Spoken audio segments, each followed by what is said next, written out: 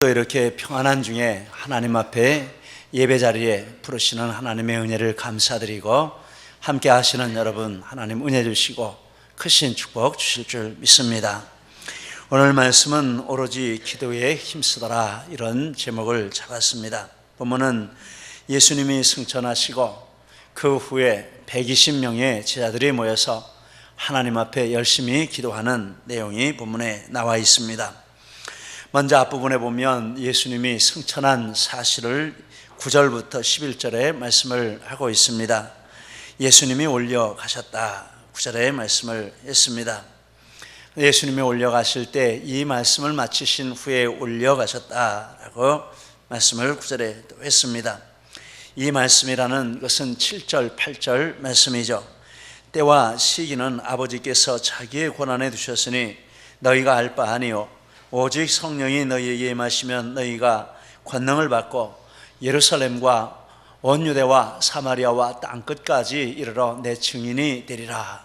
즉 다른 것에 신경 쓰지 말고 복음 전하는 이 일에 신경을 쓰라, 이런 뜻이 되겠습니다. 너희가 해야 할 일은 성령 받고 기도해서 성령 받고 복음 전하는 이 일이라, 이런 말씀을 하시고 예수님이 승천을 하신 것입니다. 예수님이 승천하실 때 그들이 보는 데서 승천하셨다라고 말씀을 했습니다. 9절 10절 그들이 보는 데 올려져 가시니 10절 올라가실 때에 제자들이 자세히 하늘을 쳐다보고 있는데, 그들이 보는 데라는 말과 자세히 하늘을 쳐다보고 있는데, 이 말은 똑같이 큰 관심을 가지고 예수님이 하늘로 들려 올려져 가시는 것을 바라보고 있는 그런 모습을 가리키는 것입니다. 얼마나 놀랐겠습니까? 자기들과 함께 계시던 예수님이 갑자기 두둥 떠오르셔가지고 하늘로 이렇게 올라가시니 제자들이 얼마나 놀랐겠습니까? 그래서 이게 무슨 일이냐 하고 떨어져라 하고 또 예수님이 땅으로 떨어지시나 않을까 하고 이렇게 관심을 가지고 보았다라는 뜻입니다. 그렇게 보면 예수님의 승천은 제자들이 분명히 보고 확인한 사실이 되겠습니다. 이것은 만들어낸 이야기가 아니고 그들이 목도한 사실의 이야기인 것입니다.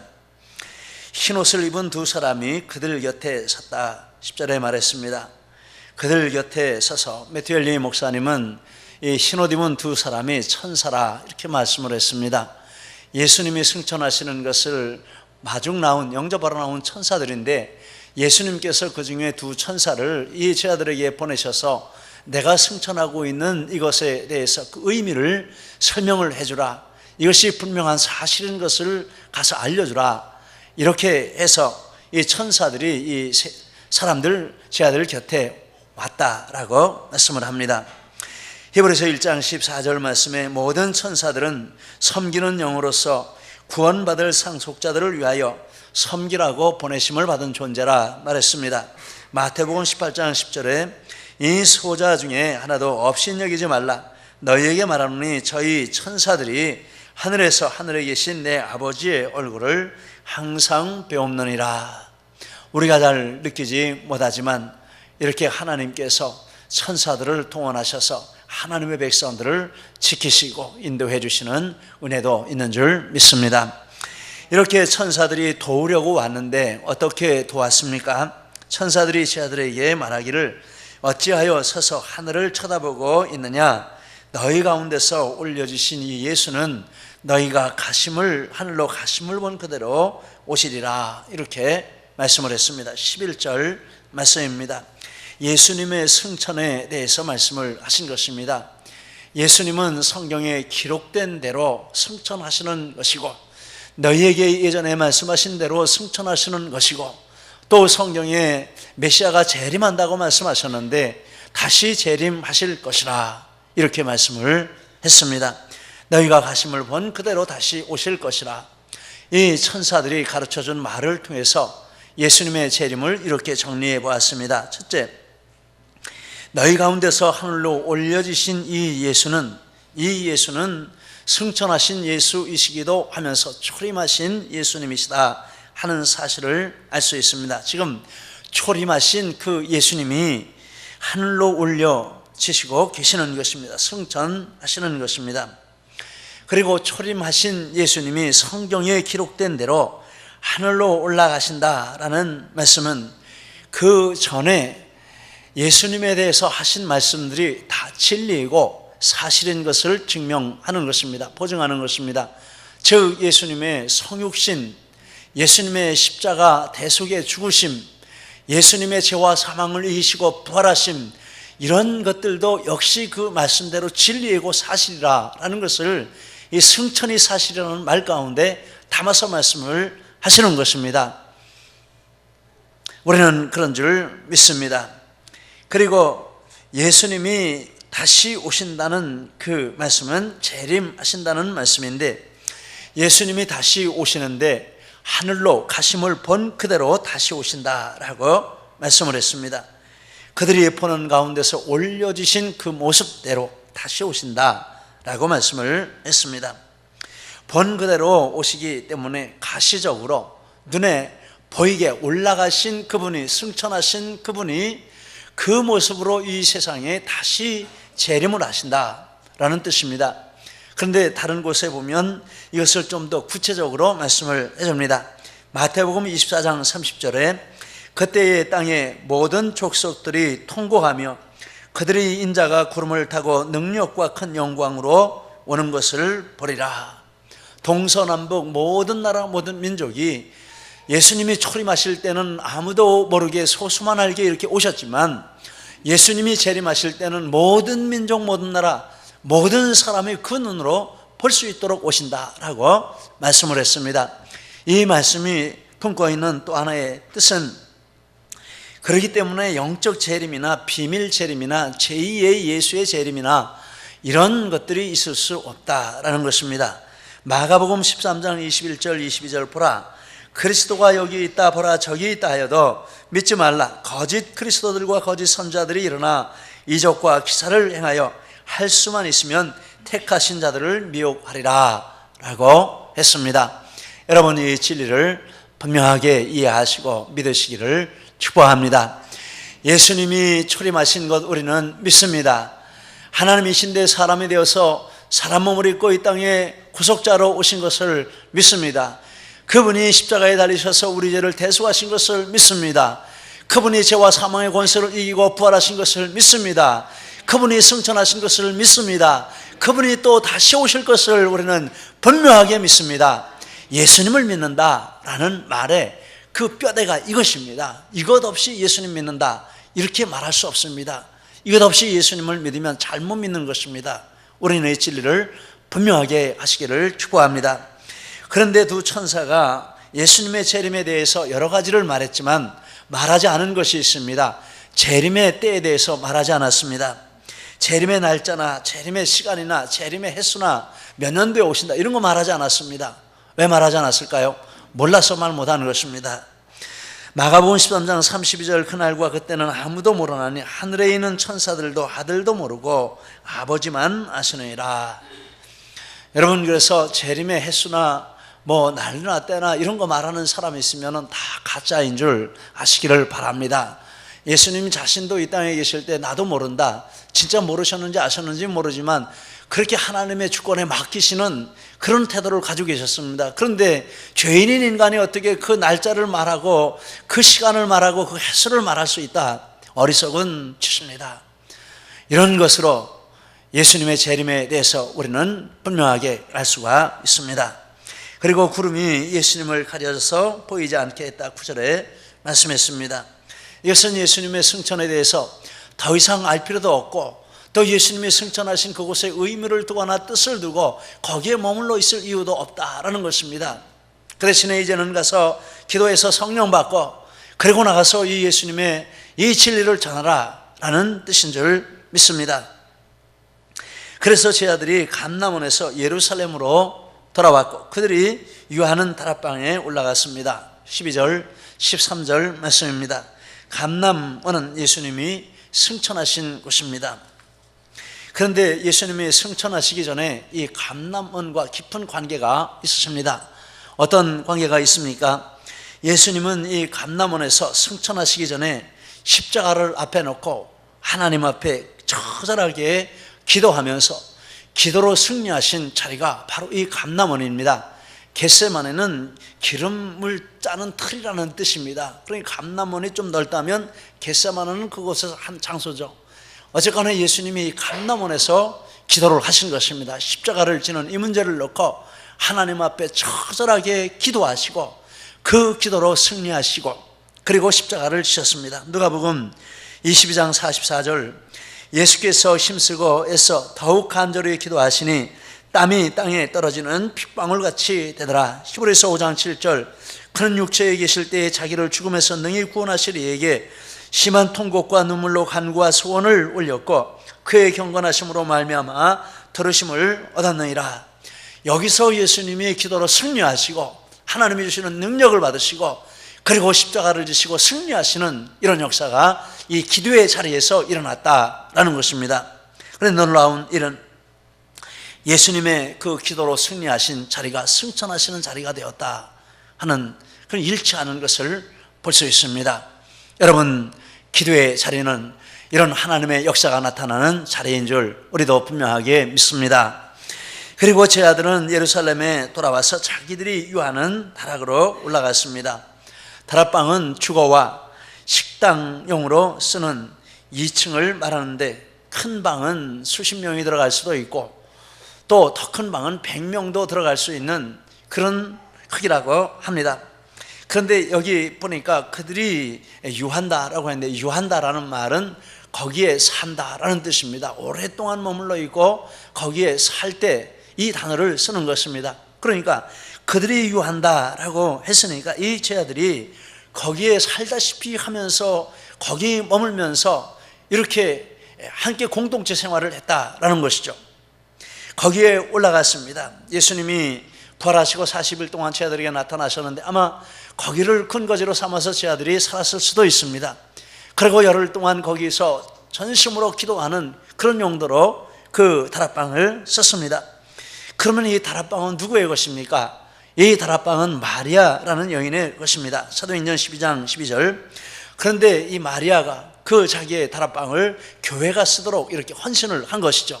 그런데 여기서만 헌신하는 것이 아니라 이미 복음서에도 마리아의 헌신이 나와 있습니다. 예수님께서 마지막 유월절 성찬식을 하신 곳이 마가복음 14장 12절에서 25절에 보면 바로 이 마가의 다락방이라, 이 마리아의 다락방이라 이렇게 학자들이 말씀을 하고 있습니다. 그리고 12제자들이 이렇게 사도행전 1장에서 모여서 기도하다가 사도행전 2장에 보니까 오순절 성령이 강림하신 곳이 이곳이었습니다. 전무후무한 곳이요 유일한 곳입니다. 이런 놀라운 역사가 일어났습니다. 그리고 사도행전 12장 말씀에 보니까 사도들이 감옥에 갇혔습니다.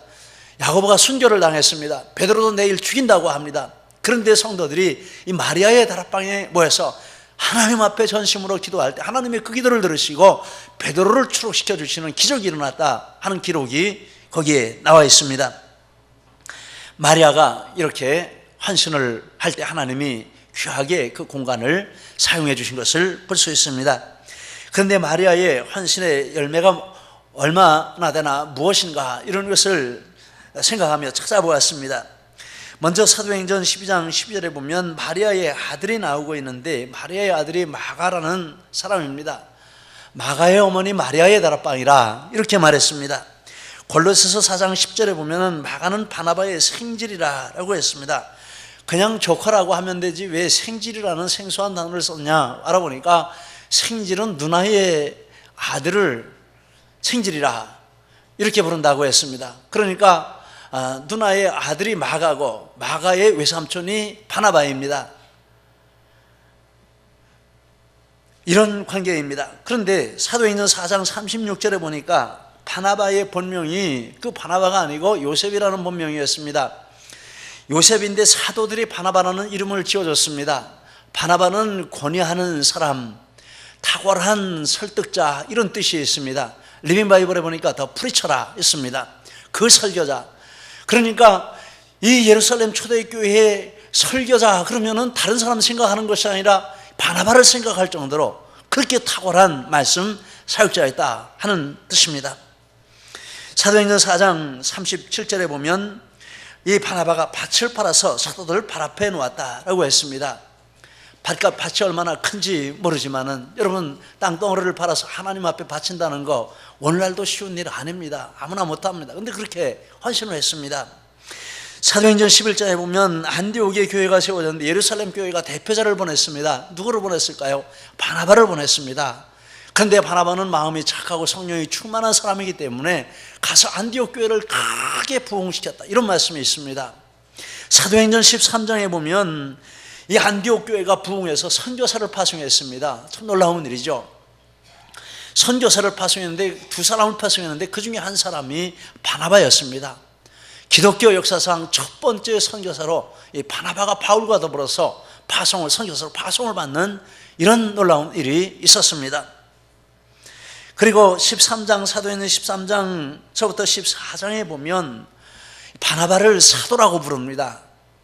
7번이나 사도라고 부릅니다. 13장에 1번, 14장에 6번.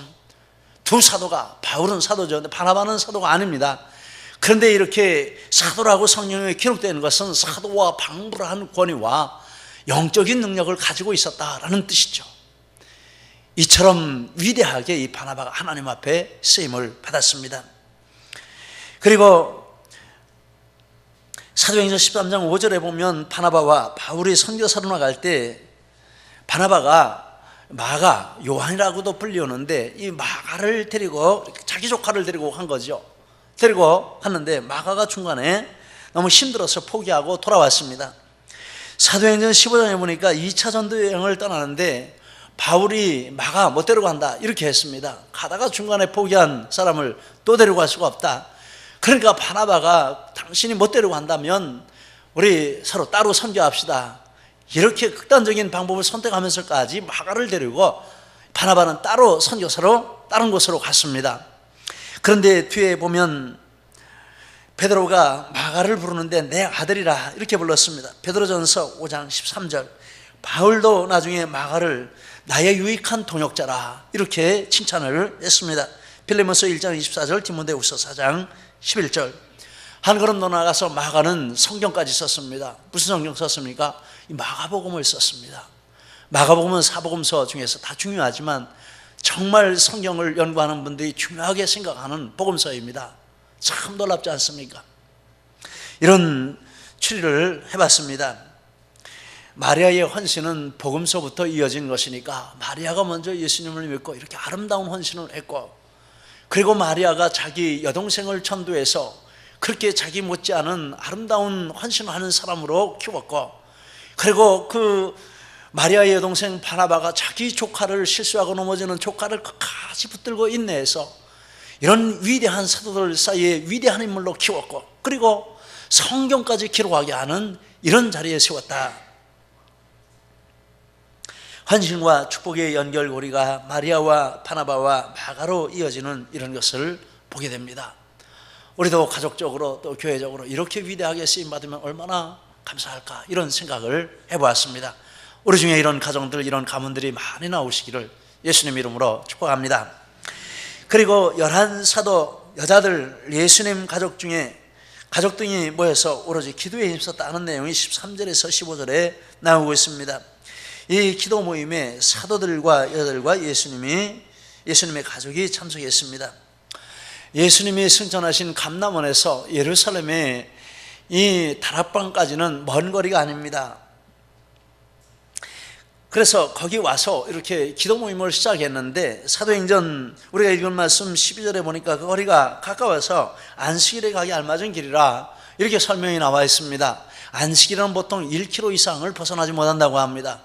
그러니까 학자들이 말하기로 한 600m에서 800m 정도 거리였을 것이다. 그럼 보면은 이렇게 보이는 거리죠. 그런데 그 예수님이 승천하신 곳에서 다락방까지 와가지고 기도 모임에 참석을 했는데, 인원이 나오는데 15절에 보니까 150명이 참석을 했습니다. 그런데 고린도전서 15장 6절에 보니까 거기 예수님이 승천하시던 자리에 500명의 남자들이 있었다, 이렇게 말씀을 하고 있습니다. 이 여자들은 더 많겠죠. 그만 2,000명도 될 수 있는 숫자입니다. 그런데 줄여서 1,200명 정도 있었다라고 하면 10분의 9는 어디로 가버리고 기도하는 자리에 10분의 1만 120명만 온 것이 되는 것이죠. 여러분, 우리가 신앙생활을 하면서 이 마음속에서 기도의 그 거리가 참 멀다. 심적인 기도의 자리에 가는 거리가 참 멀다. 이런 생각을 했습니다. 이 사람들도 예수님의 부활까지 보았지만 그들이 모여서 예수님이 예루살렘 떠나지 말고 하나님 앞에 성령 받기를 사모하라 그랬는데 그 자리에 가지 못하고 뿔뿔이 흩어진 사람들이 대다수였다라는 것입니다. 그런데 또 이렇게 보니까 그 중에 이렇게 인원이 나오는데 사도들 11명과 예수님 형제들이 참석했다, 가족이 참석했다, 그 나머지는 다 여자라, 이런 흐름으로 가고 있습니다. 예수님 형제들은 남자가 4명이었습니다. 그러면 15명 남자들을 빼놓고 105명은 여자들이죠. 10분의 1 남자밖에 없습니다. 새벽기도 때 보면 통계적으로 그 교인의 10분의 1 정도가 새벽기도를 나온다라고 말합니다. 그런데 새벽기도 때 보면 우리 교회 10명이 나오면 1명이 남자가 있을까 없을까? 20명이 나오면 2명이 있을까 없을까? 이런 상황입니다. 이 통계가 얼마나 딱 맞는지 모르겠어요. 그러나 성경에 기록되어 있다고 해도 그것이 이런 것들은 깨도 좋은 줄 믿습니다. 여러분, 우리가 이 통계를 깨시기를 예수님 이름으로 축복합니다. 할렐루야. 우리 이런 것은 깨야 할 줄 믿습니다. 이렇게 해서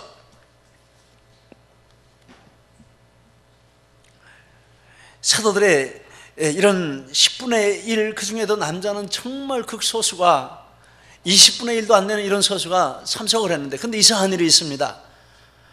어떤 것이 이상하냐 하면 이 사도들 이름이 다 기록이 되었어요. 11명이 다 기록이 되었어요. 13절에 보니까 베드로서부터 쭉 이름이 기록이 되었어요. 별명까지 해가지고 이게 왜 이렇게 하셨을까 이런 생각을 했습니다. 여자들은 그냥 이렇게 그냥 여자들이라고 하고, 예수님 가족도 예수님 가족들이라고 하고, 마리아만 대표로 나오고 이름이 안 나왔습니다. 사도들을 왜 이렇게 이름을 다 기록을 했을까 생각을 해보았습니다. 아마도 이 사도들이 교회에 책임을 진 리더들이기 때문에, 이 책임진 리더들이 기도 자리에 참석하는 것이 필수이기 때문에 하나님께서 이렇게 누가를 동원해서 누가 참석했는지 다 한번 체크를 해봐라, 이렇게 해서 기록이 되지 않았을까. 하나님께서 이 기도 자리에 출석표를 가지고 계신다, 이런 생각했습니다. 그래서 출석표를 올 때마다 체크를 하나님이 하시는 줄 믿습니다. 여러분, 그래서 우리 교회 충직들은 다른 자리에도 열심히 해야 하지만 그 이전에 먼저 기도 자리를 지키는 이것이 하나님 앞에 잘하고 바르게 하는 것인 줄 믿습니다. 정직들뿐만 아니라 다른 모든 분들도 기도 자리에 와서 하나님이 내 이름을 적어주시고 체크해 주시는 이런 축복을 누리시기를 바랍니다. 왜 그렇게 해야 합니까? 그 자리가 성령 받는 자리이고 그 자리가 능력 받는 자리이기 때문에 기도의 자리가 있어야만 다른 일들도 힘있게 감당할 수 있기 때문에 이렇게 기도의 자리를 하나님께서 체크를 하신다라는 것입니다. 우리 하나님이 우리 기도 출석 체크를 기쁘게 하시도록 나오셔서 하나님, 저 왔습니다, 기도의 자리에 왔습니다, 이렇게 꼭 말씀을 드리시기를 부탁합니다. 그리고 그들은 기도에 힘썼습니다. 14절, 그들은 예수님이 말씀하신 대로 성령 받기 위해서 기도했습니다. 누가복음 24장 49절에 보니까 볼지어다 내가 내 아버지께서 약속하신 것을 너희에게 보내리니 너희는 위로부터 능력으로 입혀질 때까지 이 성에 머물라. 사도행전 1장 4절 5절에서도 같은 말씀을 하셨습니다. 이 말씀을 따라서 하나님이 기도해서 성령 받으라고 하셨는데, 능력 받으라고 하셨는데, 하나님, 우리가 기도해서 성령 받도록 은혜 주십시오, 이렇게 기도의 자리에서 이 제목을 놓고 기도했다라는 뜻입니다. 이 말씀은 우리에게도 동일한 뜻인 줄 믿습니다. 기도할 때 성령 받고, 기도할 때 능력 받고, 기도할 때 권세 받아서 세상을 이기고 사역의 열매를 맺는 이런 신앙생활을 우리가 하게 되는 줄 믿습니다. 그리고 그들이 기도에 힘썼다라고 했는데, 힘쓴다라는 말은 머무른다, 충성한다, 계속한다라는 뜻이 있습니다. 그래서 이 120명이 기도하는데 1시간 기도하고 많은 것이 아니고, 하루 기도하고 많은 것이 아니고, 계속해서 열흘 동안 전심으로 기도했다라는 것입니다. 기도하는 것이 힘들 수도 있습니다. 또 다른 생각이 올 수도 있습니다. 바쁜 일이 생길 수도 있습니다. 그런데 열흘 동안 이렇게 기도에 힘썼습니다. 그리고 은혜를 받았습니다. 우리도 기도할 때 이렇게 끈기 있게 끈질기게 기도의 자리를 지키는 이런 은혜를 받으시기를 바랍니다. 이 말씀을 준비하면서 제자반하는데 한 집사님이 안수현 씨의 책에 대해서 말씀하셨어요. 제가 무슨 얘기를 했는데 그걸 찾아보겠다고 이분이 처음부터 끝까지 다 읽으시면서 목사님이 말씀하신 그 내용 못 찾았습니다. 알려주세요. 이렇게 말씀하시는 거예요. 분명히 거기서 제가 읽었는데, 그래서 제가 다시 이렇게 책장을 넘겨가면서 보는데 그 책의 맨 뒤에 부분에 223면부터 보니까 한 챕터의 타이틀이 한 방향으로 오랜 순종이라, 이런 제목의 안수현 형제에 대한 글이 나오고 있었습니다. 읽으면서 또 마음이 뜨거워지는 이런 경험을 했습니다. 제가 읽어드리겠습니다. 초등학교 시절 수요는 보이스카웃에 들지 않았습니다. 주일 예배에 빠질 수 없다는 이유에서였습니다. 부흥회가 있는 날에는 학교를 빠지기도 했습니다. 아주 춥고 눈이 오는 겨울날에도 할머니는 교회에 빠질 수 없었습니다. 어린 수연이가 막무가내로 끌고 나왔기 때문이죠. 중고등학교 시절에도 여전했습니다. 대입을 앞두고 있다고 해서 예배를 소홀하게 드리지 않았습니다. 학교에서도 마찬가지였습니다. 단순히 선생님의 말을 잘 듣는 모범생이 아니라 어린 나이에도 인격이 있었습니다. 다른 학생들은 학력고사에 나오지 않는 과목 시간이면 선생님이 강의를 하고 있어도 더 대놓고 영어 수학을 가지고 꺼내놓고 공부했지만 그는 그렇게 하지 않았습니다. 그 과목 선생님에 대한 예의가 아니라고 생각했기 때문입니다. 그는 자기가 정한 하나님의 원칙을 지켰습니다. 의대에 들어가서도 흔들리지 않았습니다. 공부가 밀리고 시험이 닥치고 유급을 당해도 여전히 주일엔 교회에 나갔습니다. 늘 그렇듯이 성경 공부를 하고 성가대에 서고 주일학교 교사를 했습니다. 사람들은 그가 능력이 많다고 했습니다. 그러나 그것이 아니었습니다. 그는 다른 것을 희생하고 오직 주님을 우선순위에 놓기 위해 최선을 다했을 뿐입니다. 힘이 들고 외로워도 주님이 정한 길을 뚜벅뚜벅 걸어가는 낙타와 같았을 뿐입니다. 인턴과 레지던트 군의관이 되었어도 그는 항상 똑같았습니다. 예배를 사랑하고 전도를 하고 자기 것을 나누었습니다. 그는 한 길밖에 모르는 바보였습니다. 그는 새벽 예배를 사랑했습니다. 목사님 말씀이 끝나면 단 위에 올라가 무릎을 꿇었습니다. 그리고 큰 몸을 구부려 머리를 땅에 대고 기도했습니다. 재수생 시절부터 그의 몸이 기도의 자세였습니다. 그는 그렇게 하면서 세상을 거스르며 나아갈 힘을 얻었습니다. 마치 오직 예수님의 영광을 위해 한 방향으로 오랜 순종을 하며 걸어가는 순례자처럼. 읽는데 이 마음이 뜨거워집니다. 여러분, 우리가 기도에 이렇게 오랜 순종을 했다라고 하나님께 인정을 받는다면 다른 모든 것은 말할 필요도 없을 줄 믿습니다. 덥게 기도하고 전혀 오직 기도에 힘써 성령 받고, 그리고 그 후에 이 사도들과 성도들은 평생을 흔들리지 않는 오랜 순종을 했습니다. 기도에 그 씨앗이 담겨 있는 줄 믿습니다. 이런 기도의 은혜가 우리 모두에게 함께 하시기를 예수님 이름으로 축복합니다. 이 시간에는 우리 간증을 함께 듣도록 하겠습니다. 그동안에 13주에 걸쳐서 90일 성경 통독을